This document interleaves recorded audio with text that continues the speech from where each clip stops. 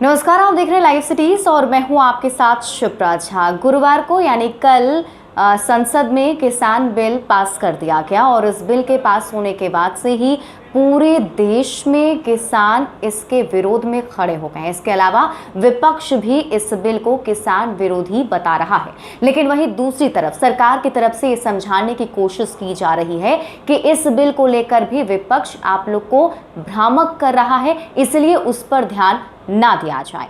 आज बीजेपी के सांसद मनोज तिवारी ने भी इस बिल को लेकर बयान जारी किया है, जिसमें उन्होंने किसानों को ये समझाने की कोशिश की है कि ये जो बिल है वो आपके लिए लाभदायी साबित होगा। सुनिए मनोज तिवारी क्या कह रहे हैं। कांग्रेस और आम आदमी पार्टी ने सीएए पर झूठ बोलकर जिस तरह से दिल्ली में दंगा फैलाया, उसी प्रकार से किसानों को आजादी देने वाले अपना अनाज ज्यादा से ज्यादा कीमत पर देश के किसी कोने में बेच सकें, ऐसे बिल पर झूठ फैलाने में लगे हुए हैं, भ्रम फैलाने में लगे हुए हैं।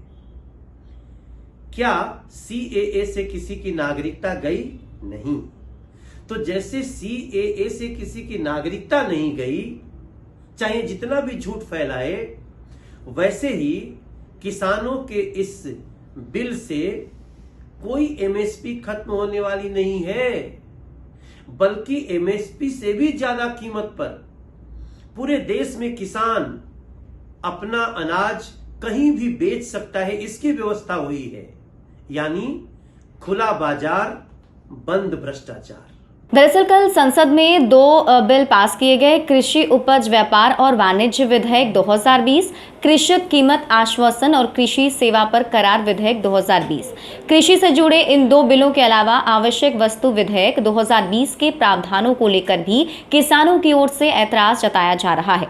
इस बिल को पहले ही लोकसभा में पास कराया जा चुका है। जहां तक कृषि उपज व्यापार और वाणिज्य विधेयक 2020 का सवाल है, तो ये राज्य सरकारों की ओर से संचालित एग्रीकल्चर प्रोड्यूस मार्केट कमेटी यानी कि एपीएमसी मंडियों के बाहर बाजारों या फिर डिम्ड बाजारों के भौतिक परिसर के बाहर फार्म इंडिया के निर्माण के बारे में है। भारत में 2500 एपीएमसी मंडियां हैं जो राज्य सरकारों द्वारा संचालित हैं। तो इन दो बिल को लेकर अभी विवाद चल रहा है और विपक्ष की तरफ से बताया जा रहा है कि एक बार फिर से सरकार किसानों के ऊपर अपनी जो डिसीजन है उसे इम्पोज करना चाहती है। सरकार ये चाहती है कि अब किसान के लिए भी एक नया सा विधेयक ले दिया जाए और ये विधेयक जो है, ये जो कानून है, ये बिल्कुल किसान के खिलाफ साबित होगा।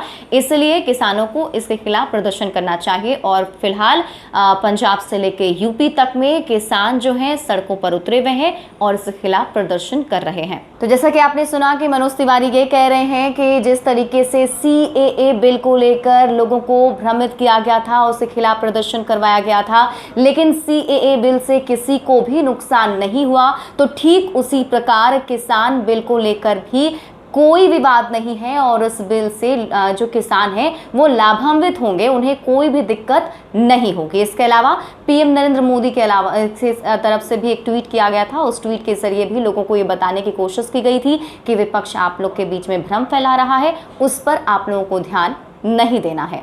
ज़्यादा अपडेट के लिए आप जुड़े रहिए लाइव सिटीज के साथ। नमस्कार।